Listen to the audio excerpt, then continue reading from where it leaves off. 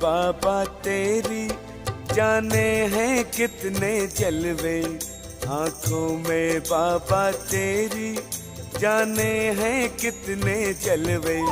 देखा है हमने इनसे जग को निहाल करते। आंखों में बाबा तेरी जाने हैं कितने जलवे, देखा है हमने इनसे जग को निहाल करते। आंखों में बाबा तेरी, आंखों में बाबा तेरी।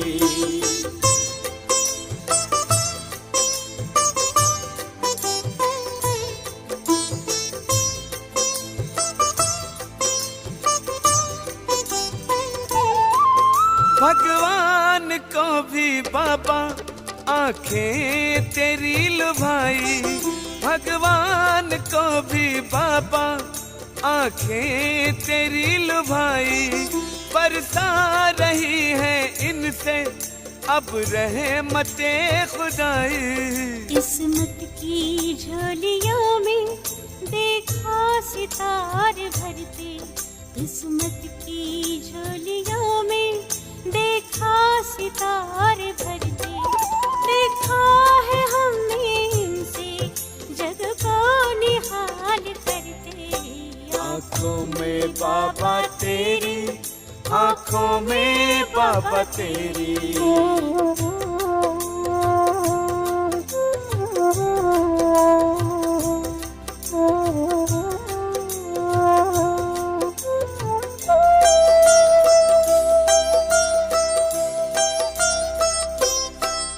आंखों ही आंखों में तुम जादू चला रहे हो, आंखों ही आंखों में तुम जादू चला रहे हो।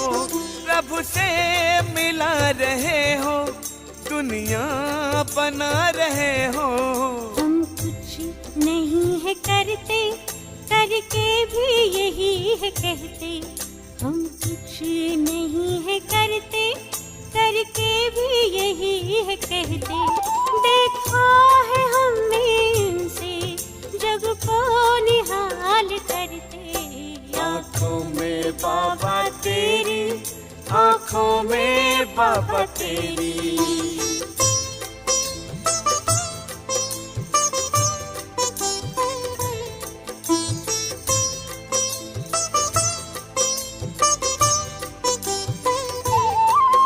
आंखों से तेरी छलका है प्यार का समंदर, आंखों से तेरी छलका है प्यार का समंदर। झांका तनिक भी जिसने मुकद्दर का वो सिकंदर। दर तो अलम जहाँ के। ओम शांति, ओम शांति। कल बाबा से मिलन मनाया या नहीं? भूल गए? बाबा का याद नहीं था मैं बाबा से मिलन मनाना? नहीं मनाया? मनाया। क्या कहा बाबा ने? कल बाबा ने हमें बताया ना कि मैंने आते क्या दिया तुमको? 3 तख्त दिए हैं, है ना? कौन कौन से तख्त दिए बाबा ने? एक तो स्वराज अधिकारी माना ब्रकुटी का तख्त, दूसरा बाप का दिल तख्त, और तीसरा भविष्य का राज तख्त, है ना? क्योंकि बाबा ने इस समय हमें 3 तख्त की याद दिलाई है कि पहले तुम्हें स्व पर अधिकार करना है ना? पहले हमें क्या याद रहे? हमारा ब्रकुटी तख्त, कि हमारी आत्माएं कहाँ बैठी हैं? ब्रकुटी तख्त पर। तो इसलिए बाबा कहते हैं कि पहले स्व परिवर्तन करो, तब तो परिवर्तक बनोगे ना। स्व परिवर्तन सो विश्व परिवर्तन। जब तक हम स्वयं का परिवर्तन नहीं करेंगे तो विश्व का परिवर्तन कैसे कर सकते हैं? तो कल बाबा की बहुत ही अच्छी मुरली थी, रिवाइज कोर्स था। लेकिन बाबा तो जब भी कुछ सुनाते हैं हमें नया ही लगता है, क्योंकि इतना याद तो रहता नहीं है। 2008 में बाबा ने ये मुरली चलाई थी। तो बाबा की मुरलियाँ तो बहुत ही प्रेरणा युक्त होती हैं हमारी। तो इसलिए बाबा ने कहा कि दूसरों को मत देखो, पहले स्वयं को देखो। कि हम खुद को देखेंगे तब तो हम परिवर्तन करेंगे। अगर हम दूसरों को ही करते रहेंगे कि ये बदलेगा तो मैं बदलूं, कल बाबा ने कहा ना गे गे गे गे करते रहते हैं, तो हमने तो ये किया तो क्या हो गया, ये किया तो क्या हो गया, है ना। और भी तो करते हैं, इतने बड़े बड़े इतने पुराने हैं जो ज्ञान में चलने हैं, वो भी तो करते हैं, हमने कर दिया तो क्या हो गया। बाबा ने कहा अभी ये गे गे के गीत छोड़ो। तो इसलिए हमें स्वयं को परिवर्तन करना है, स्वयं को चेक करना है कि हमारे अंदर अभी क्या क्या कमियां हैं। चलो आज बाबा के 24 तारीख के महावाक्य हैं। आज बाबा की व्यक्त वाणी है। रिवाइज कोर्स है 11/11/89 का, है ना। बाबा का 89 का कोर्स चल रहा है। तो 11/11/89 का कोर्स है बाबा का। आज बाबा ने कहा, सार दिया है, दिव्यता संगम युगी ब्राह्मणों का श्रृंगार है ना। जो हमारे दिव्य गुण हैं, दिव्य शक्तियां हैं, दिव्य ज्ञान दिया बाबा ने आकर, तो ये क्या है, संगम युगी ब्राह्मणों का श्रृंगार है। ओम शांति। आज बाबा ने कहा, आज दिव्य बुद्धि विधाता, दिव्य दृष्टि दाता अपने दिव्य जन्मधारी दिव्य आत्माओं को देख रहे हैं। आज दिव्य बुद्धि विधाता, दिव्य दृष्टि दाता, बाबा ने हमें आकर के दिव्य दृष्टि दी, अपने दिव्य जन्मधारी दिव्य आत्माओं को देख रहे हैं। बाप दादा ने हर एक बच्चे को दिव्य जीवन अर्थात दिव्य संकल्प, दिव्य बोल, दिव्य कर्म करने वाली दिव्य मूर्तियां बनाया है ना। तो बाबा ने हमें आकर के क्या दिया, दिव्य जन्म दिया, दिव्य संस्कार दिया, दिव्य कर्म करने के लिए सारे हमें हमारे अंदर गुण भर रहे हैं, सारी शक्तियां हमें दे रहे हैं। तो बाबा ने कहा, दिव्य संकल्प, दिव्य बोल, दिव्य कर्म करने वाली दिव्य मूर्तियां बनाया है। दिव्यता आप संगम युगी बच्चों का श्रेष्ठ श्रृंगार है। एक है साधारणता और दूसरा है दिव्यता। आज बाबा ने हमें सारे दिव्य गुण बताए हैं। दिव्यता की निशानी आप सभी जानते हो। दिव्य जीवनधारी आत्मा किसी भी आत्मा को अपने दिव्य नैनों द्वारा अर्थात दृष्टि द्वारा साधारणता से परे दिव्य अनुभूतियां कराएंगी। दिव्य दृष्टि से, दिव्य वृत्ति से, दिव्य कर्म से, दिव्य बोल से क्या कराएंगे, अनुभूति कराएंगे।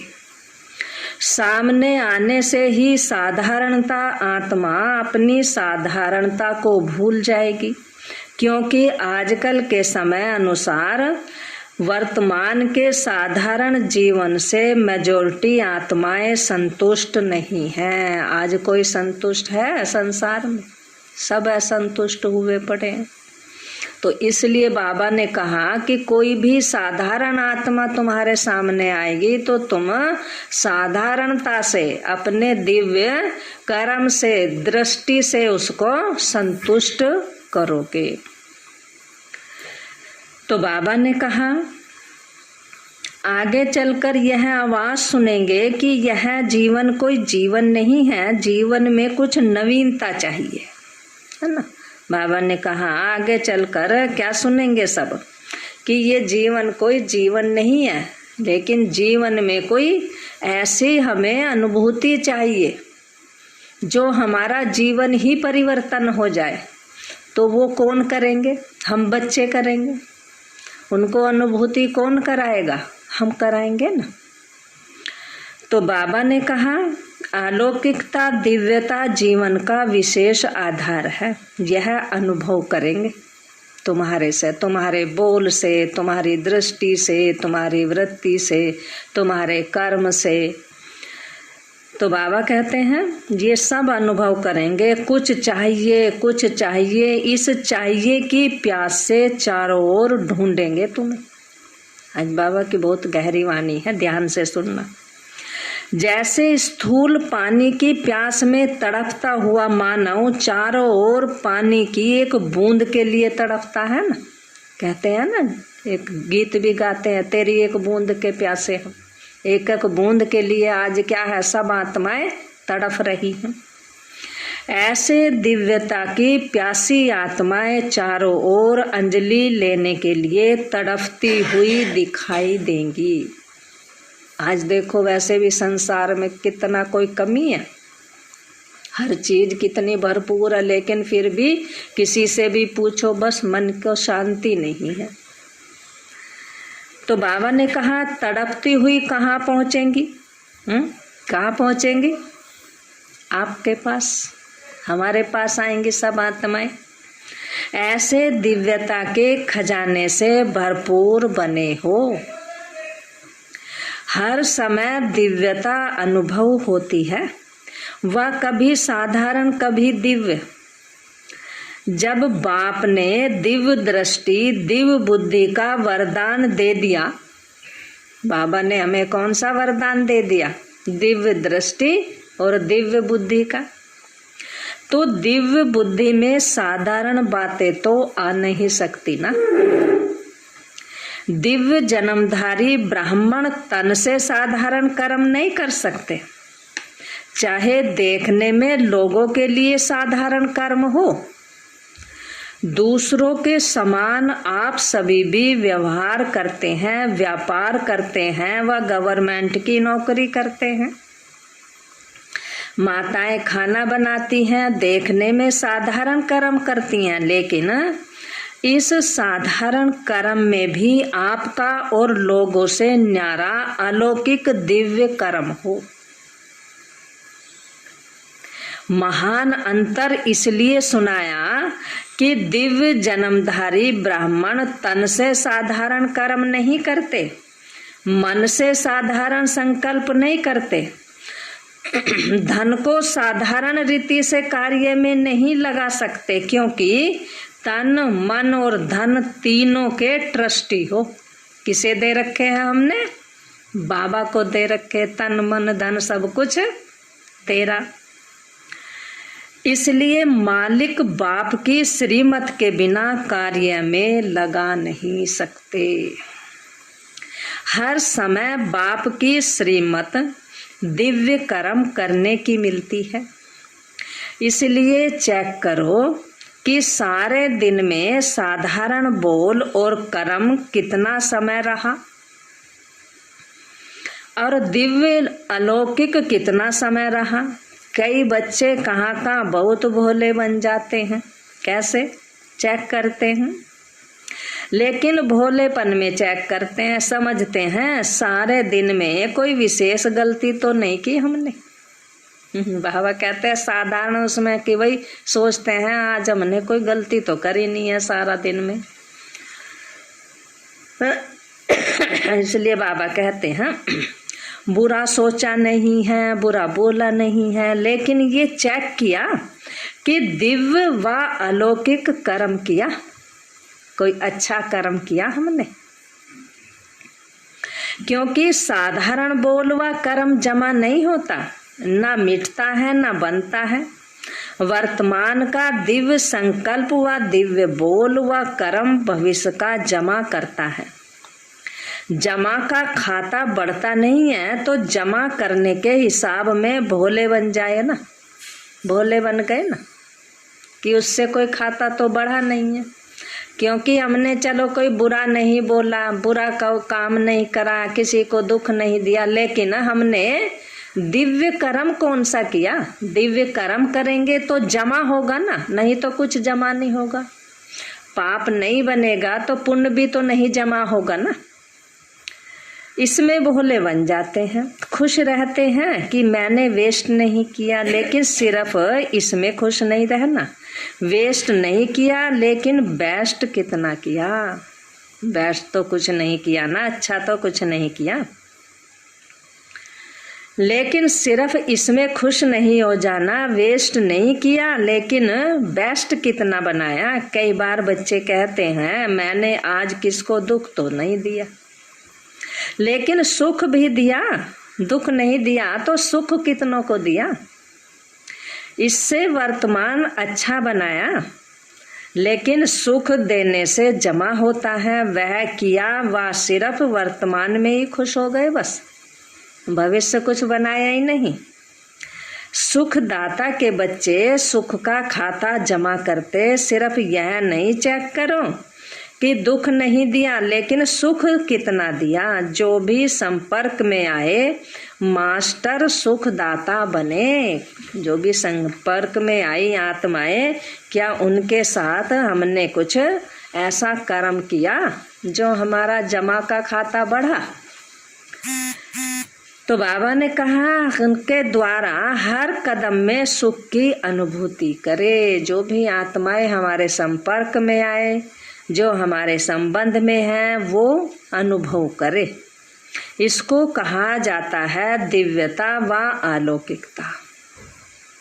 तो चेकिंग भी साधारण से गुह्य चेकिंग करो। हर समय यह स्मृति रखो कि एक जन्म में 21 जन्मों का खाता जमा करना है। कितना जमा करना है? 21 जन्मों के लिए।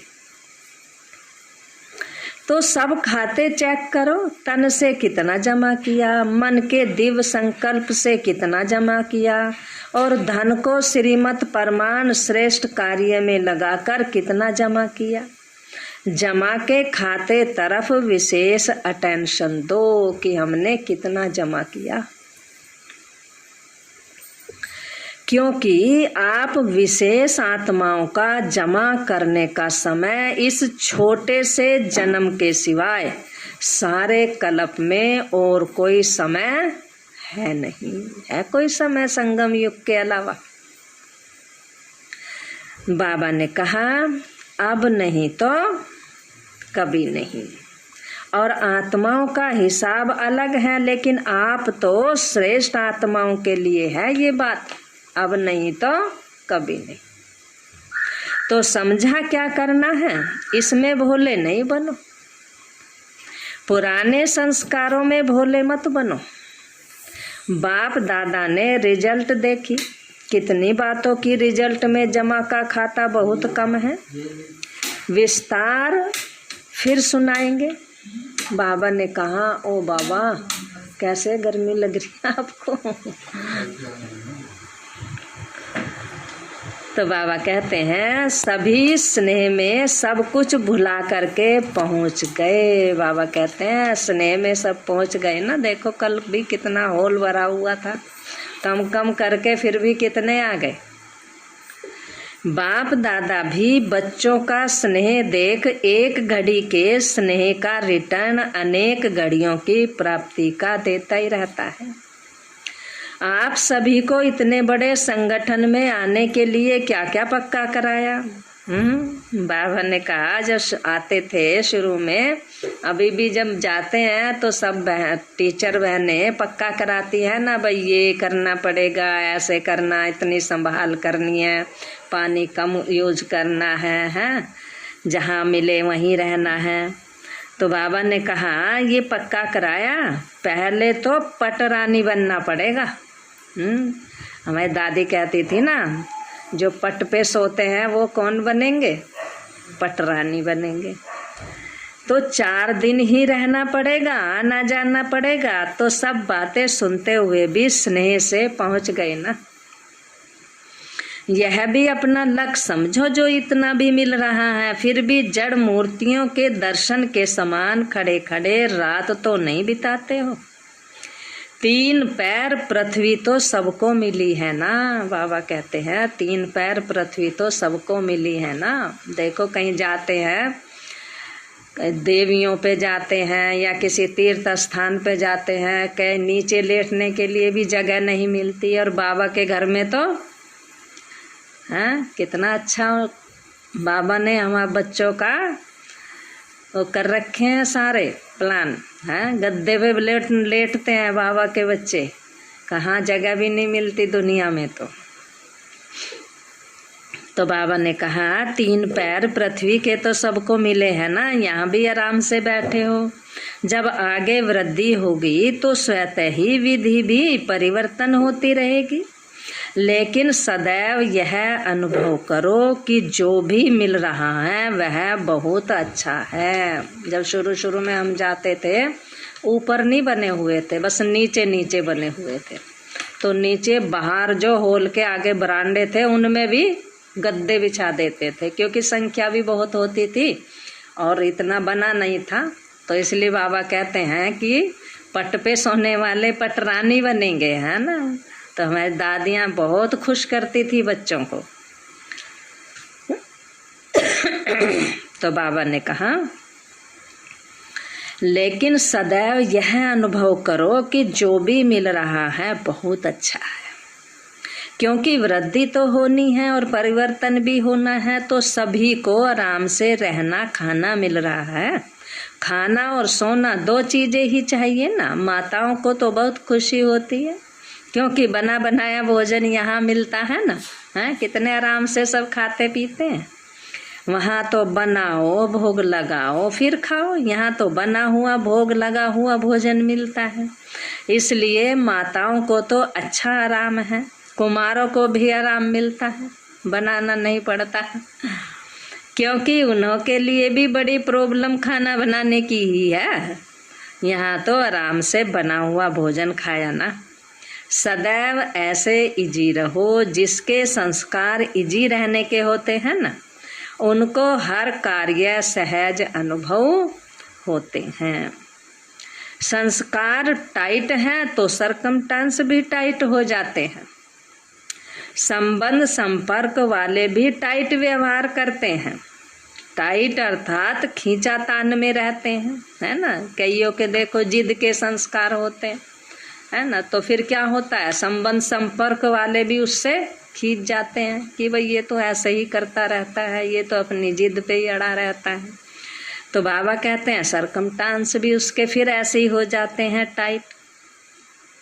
तो बाबा ने कहा तो सभी ड्रामा के हर दृश्य को देख देख हर्षित रहने वाले हो। वह कभी अच्छे बुरे के आकर्षण में आ जाते हो, ना अच्छे में ना बुरे में, किसी में आकर्षित नहीं होना है। अच्छा हो तो भी अच्छा, बुरा हो तो उससे भी अच्छा। बाबा कहते हैं सदैव हर्षित रहना है।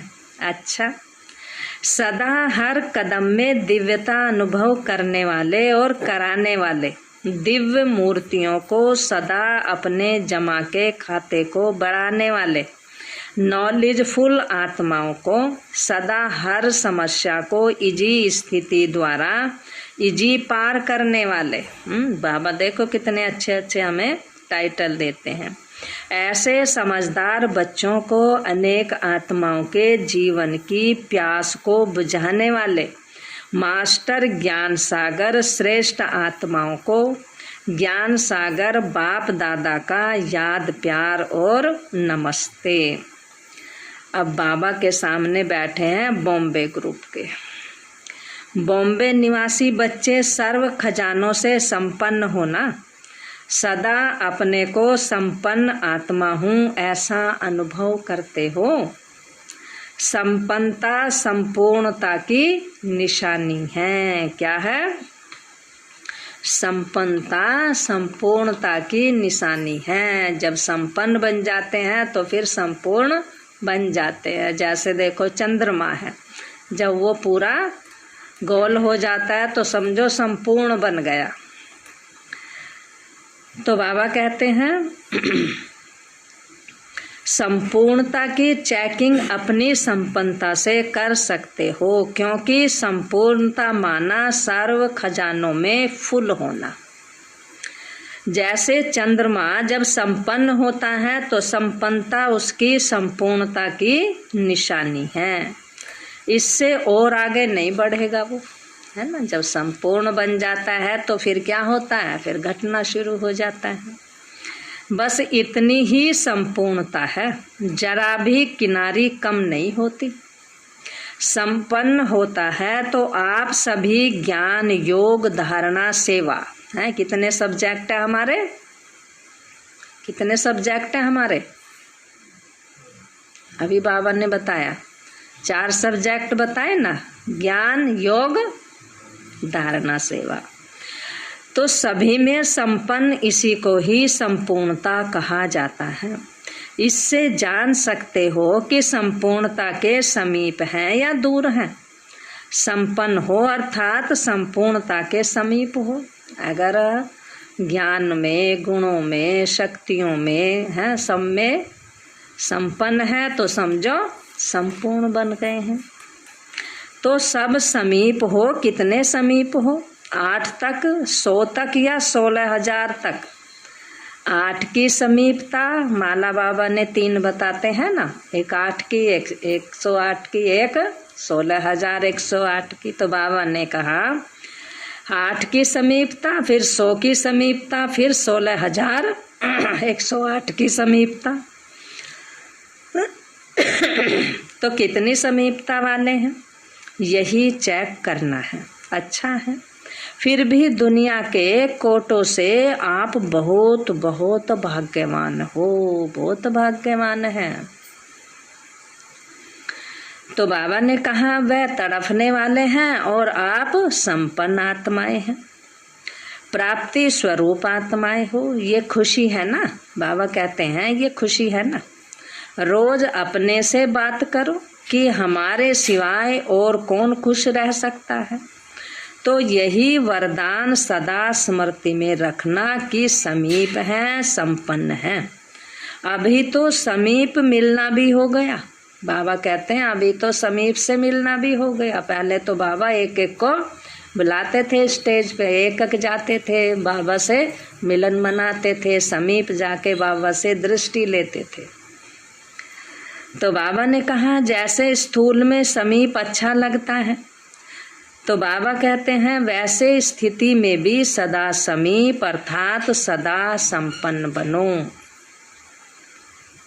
अच्छा, अब गुजरात पूना ग्रुप है। सभी दृष्टि द्वारा शक्तियों के प्राप्ति की अनुभूति करने के अनुभवी हो। जैसे वाणी द्वारा शक्ति की अनुभूति करते हो, मुरली सुनते हो तो समझते हो ना कि शक्ति मिली। ऐसे दृष्टि द्वारा शक्तियों की प्राप्ति के अनुभूति के अभ्यासी बने हो। या वाणी द्वारा अनुभव होता है, दृष्टि द्वारा कम होता है। बाबा कहते हैं जो कोई समझाए तो तब अनुभव होता है, या कोई दृष्टि देते हैं तो दृष्टि से भी अनुभव होता है। आज देखिए हम जो बड़े होते हैं, हमारी दादियां हैं, हम दृष्टि क्यों लेते हैं उनसे?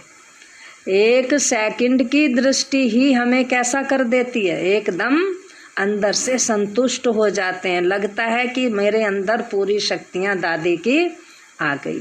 तो इसलिए बड़ों से हम दृष्टि क्यों लेते हैं? क्योंकि अंदर से हमें शक्तियों की महसूसता होती है, हम संतुष्ट हो जाते हैं।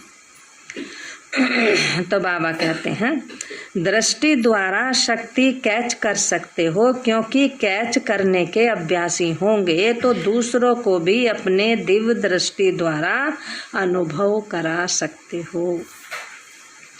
आगे चलकर वाणी द्वारा सबको परिचय देने का समय भी नहीं होगा। देखो बाबा ये कब कहते थे, देखो 89 की मुरली है, उस समय बाबा कहते थे कि ऐसा समय आएगा कि हम मुंह से कुछ किसी को सुना भी नहीं सकेंगे।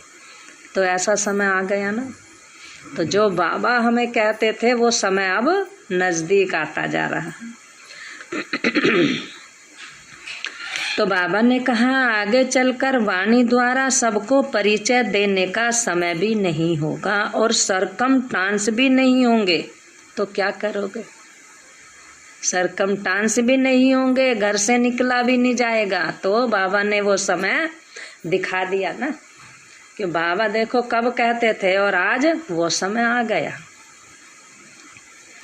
वरदानी दृष्टि द्वारा, महादानी दृष्टि द्वारा महादान वरदान देंगे। तो घर ही बैठ करके क्या किया सबने? मनसा सेवा की, सबके लिए वरदान देते रहे, सबके लिए शुभ भावना देते रहे, शुभकामना करते रहे सबके लिए। तो बाबा ने कहा दृष्टि द्वारा शांति की शक्ति, प्रेम की शक्ति, सुख व आनंद की शक्ति सब प्राप्त होती है। जड़ मूर्तियों के आगे जाते हैं तो जड़ मूर्ति बोलती तो नहीं है ना, फिर भी भक्त आत्माओं को कुछ ना कुछ तो प्राप्ति होती है ना, तभी तो दर्शन करने जाते हैं। तो बाबा कहते हैं तब तो जाते हैं वो। कैसे प्राप्ति होती है? उनके दिव्यता के वाइब्रेशन से, और दिव्य नैनों की दृष्टि को देख वाइब्रेशन लेते हैं, उनकी दृष्टि को देखते हैं। कहते हैं एक बस दृष्टि पड़ जाए, एक झलक दिख जाए देवियों की, एक झलक दिख जाए हमें देवताओं की, दर्शन हो जाए तो बाबा कहते हैं अनुभूति होती है ना, वो तो फिर भी जड़ मूर्तियां हैं और तुम चैतन्य में हो। तो बाबा कहते हैं लेकिन किसकी हैं वो जड़ मूर्ति? आप चैतन्य मूर्तियों की जड़ मूर्तियां हैं वो। बाबा कहते हैं ये नशा है कि हमारी मूर्तियां हैं। मूर्तियों को देखकर कैसा लगता है? ये हमारी जड़ मूर्ति है। चैतन्य में ये सेवा की है तब तो जड़ मूर्ति बनी है ना। तो दृष्टि द्वारा शक्ति लेना, दृष्टि द्वारा शक्ति देना, ये प्रैक्टिस करो। दृष्टि से निहाल करना पड़ेगा। बाबा कहते हैं लास्ट में नजरों से निहाल करना पड़ेगा तुम्हें। शांति के शक्ति की अनुभूति बहुत श्रेष्ठ है। जैसे वर्तमान समय साइंस की शक्ति का कितना प्रभाव है, हर एक अनुभव करते हैं, लेकिन साइंस की शक्ति निकली किससे? किससे निकली? साइलेंस से, है ना। साइंस की जो साइंटिस्ट होते हैं वो भी क्या करते हैं? साइलेंस में बैठकर पहले सोचते हैं, उस परमात्मा को याद करते हैं, उनसे अपनी सद्बुद्धि का वरदान लेते हैं कि हमें ऐसी बुद्धि दो, ये करना है। तो बाबा कहते हैं जब साइंस की शक्ति अल्पकाल के लिए प्राप्ति करा रही है तो साइलेंस की शक्ति कितनी प्राप्ति कराएगी? तो बाप के दिव्य दृष्टि द्वारा स्वयं में शक्ति जमा करो, तो फिर जमा किया हुआ समय पर दे सकोगे। अपने लिए ही जमा किया और कार्य में लगा दिया, अर्थात कमाया और खाया, हाँ ऐसा तो नहीं है। बाबा कहते हैं जो कमाते हैं और खा करके ख़त्म कर देते हैं उनका कभी जमा नहीं होता, है ना। कहते हैं ना कि ये तो साथ के साथ ही अपना सब कुछ कर देता है ख़त्म, तो जमा कहाँ से होगा। तो लास्ट समय श्रेष्ठ पद प्राप्त करने में धोखा खा लेते हैं, फिर कहते हैं थोड़ा जमा कर लेते तो अच्छा होता, फिर दुख होगा, पश्चाताप होगा। इसलिए अभी से बाप की दृष्टि द्वारा प्राप्त हुई शक्तियों को अनुभव करते जमा करते रहो। तो जमा करना आता है, बाबा कहते हैं जमा करना आता है। जमा होने की निशानी क्या है? क्या होगी जमा करने की निशानी? खुशी होगी, नशा होगा। नशा होगा तब तो हम सेवा करेंगे, तब तो जमा करने का हम ऐसे कर्म करेंगे, दृष्टि द्वारा, वृत्ति द्वारा, बोल द्वारा, कर्म द्वारा। तो नशा होगा तब करेंगे ना सेवा। तो जैसे साहूकार लोगों के चलने बैठने उठने में नशा दिखाई देता है ना, और जितना नशा होता उतनी खुशी होती है। तो यह है रूहानी नशा। इस नशे में रहने से खुशी स्वतः आ जाती है। रूहानी नशा, खुशी ही जन्म सिद्ध अधिकार है। खुशी तो हमारा जन्म सिद्ध अधिकार है ना। दादियाँ कहती है ना हमारी, बाबा बोलते हैं कि कुछ भी हो जाए लेकिन खुशी ना जाए, खुशी से बड़ा खजाना नहीं है। सदा खुशी की झलक से औरों को भी रूहानी झलक दिखाने वाले बनो। इसी वरदान को सदा स्मृति में रखना। कुछ भी हो जाए, खुशी के वरदान को खोना नहीं है। कुछ भी हो जाए, चाहे समस्या आएंगी और जाएंगी, लेकिन खुशी ना जाए। समस्या तो आएंगी, चली जाएंगी, लेकिन खुशी ना जाए, क्योंकि खुशी हमारी चीज है ना। समस्या तो परिस्थिति है, वो तो पार से आई है, दूसरे के तरफ से आई है।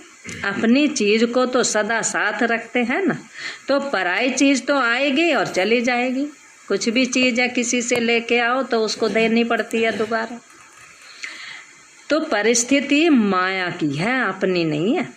अपनी चीज को खोना नहीं है, तो खुशी को खोना नहीं। चाहे ये शरीर भी चला जाए, लेकिन खुशी ना जाए। खुशी से शरीर भी जाएगा तो बढ़िया मिलेगा। बाबा कहते हैं शरीर भी हमारा लास्ट में छूटे तो क्या हो, हाँ, चेहरे पे मुस्कान हो, बस बाबा की याद रहे। तो बाबा कहते हैं पुराना जाएगा, नया मिलेगा।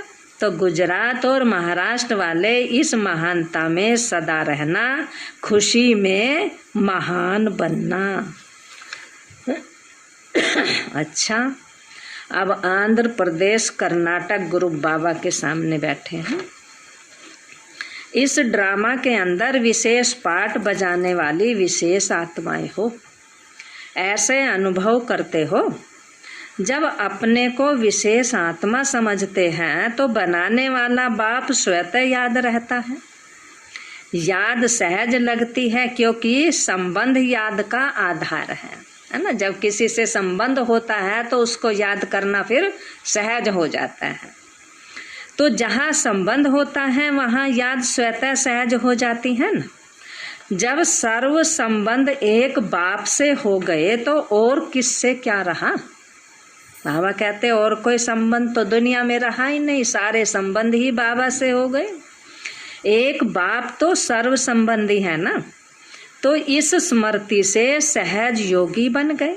कभी मुश्किल तो नहीं लगता। बाबा पूछ रहे हैं, कभी मुश्किल तो नहीं लगता। जब माया का वार होता है तब मुश्किल लगता है। बाबा कहते हैं जब माया आती है तो मुश्किल हो जाता है।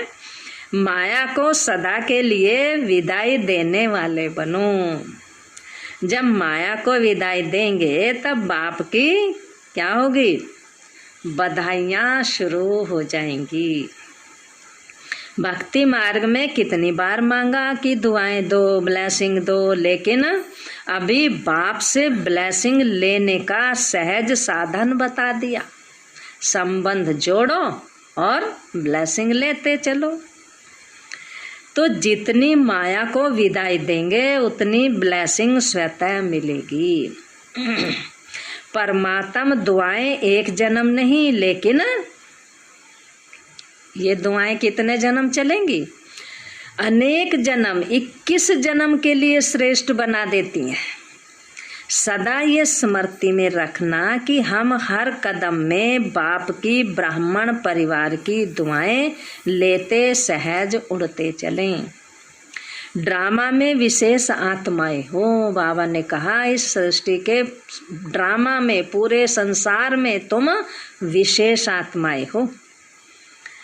तो बाबा ने कहा विशेष कर्म कर अनेक जन्मों के लिए विशेष पाठ बजाने वाले हो। साधारण कर्म नहीं, विशेष कर्म, विशेष संकल्प और विशेष बोल हो। हमारे कर्म और बोल भी कैसे हों, विशेष हों। तो आंध्र वाले से विशेष सेवा यही करो कि अपने श्रेष्ठ कर्म द्वारा, अपने श्रेष्ठ परिवर्तन द्वारा अनेक आत्माओं को परिवर्तन करो। बाबा कहते हैं जब हम बोलते हैं ना, किसी से बातें करते हैं तो क्या करते हैं, वो बातें कर रहे हैं, हम अपना पॉइंट कोई ना कोई सुना देते हैं तो उन्हें पता चल जाता है। वो आगे से बोलते हैं क्या तुम ब्रह्मा कुमारी हो, क्या तुम ओम शांति वाले हो, ये बोलते हैं वो, क्योंकि उन्हें पता चल जाता है। तो ऐसे ही बाबा भी कहते हैं हमारा एक एक बोल भी ऐसा हो कि जो उन्हें पता चल जाए, विशेष बोल हो। तो अपने को आईना बनाओ और आपके आईने में बाप दिखाई दे, ऐसी विशेष सेवा करो। तो यही याद रखना कि मैं दिव्य आईना हूँ, मुझ आईने द्वारा बाप ही दिखाई दे, मेरे से बाप की ही दिव्य गुण, दिव्य शक्तियाँ, दिव्य ज्ञान दिखाई दे। तो आज हमारे बाबा ने क्या सुनाया हमें? दिव्यता, है ना। बाबा दिव्यता से बच्चों का श्रृंगार कर रहे हैं इस समय, समझा? अच्छा, मीठे मीठे सिकील दे बच्चों प्रति माता पिता बाप दादा का याद प्यार और गुण। रूहानी बाप की रूहानी बच्चों को नमस्ते। रूहानी हम बच्चों की रूहानी माता पिता बाप दादा से याद प्यार, गुड मॉर्निंग, नमस्ते नमस्ते बाबा, नमस्ते, शुक्रिया बाबा, शुक्रिया। आज बाबा ने वरदान दिया है एक रस स्थिति के तख्त पर विराजमान रहने वाले, एक रस स्थिति के तख्त पर विराजमान रहने वाले बाप दादा के दिल तख्त नशीन भव। बाबा ने कहा सभी से श्रेष्ठ तख्त बाप दादा के दिल तख्त नशीन बनना है, लेकिन इस तख्त पर बैठने के लिए कैसा बनना है? अचल अडोल एक रस स्थिति का तख्त चाहिए। अगर इस स्थिति के तख्त पर स्थित नहीं हो पाते तो बाप दादा के दिल रूपी तख्त पर स्थित नहीं हो सकते। बाबा ने कहा अगर अपने को आत्मा समझकर, हमारा तख्त कहाँ पे है? भ्रकुटी के बीच में। अपने को आत्मा ना समझकर बाप को याद करेंगे तो फिर बाबा की याद हमारे दिल में नहीं रहेगी। इसलिए बाबा कहते हैं अपने को आत्मा समझ मुझे याद करो, तब दिल तख्त नशीन बनेंगे। तो बाबा कहते हैं इसके लिए अपने भ्रकुटी के तख्त पर अकाल मूर्त बन स्थित हो जाओ, इस तख्त से बार बार डगमग ना हो, तो बाप दादा के दिल तख्त पर विराजमान हो सकेंगे। स्लोगन बाबा ने दिया है शुभ चिंतन द्वारा नेगेटिव को पूरा करो, पॉजिटिव में परिवर्तन करो। शुभ चिंतन द्वारा नेगेटिव को पॉजिटिव में परिवर्तन करो। तो आज बाबा ने क्या कहा? दिव्यता संगम युगी ब्राह्मणों का श्रृंगार है। तो बाबा ने हमें दिव्य जन्म दिया है, दिव्य गुण दिए, दिव्य ज्ञान दिया है, दिव्य शक्तियाँ दी हैं बाबा ने हमें, दिव्य बोल होने हमारे चाहिए, दिव्य कर्म हमारे बाबा ने बताया। तो इसलिए हमें बाबा कहते हैं कि दिव्यता क्या है? संगम युगी ब्राह्मणों का श्रृंगार है। अच्छा, ओम शांति।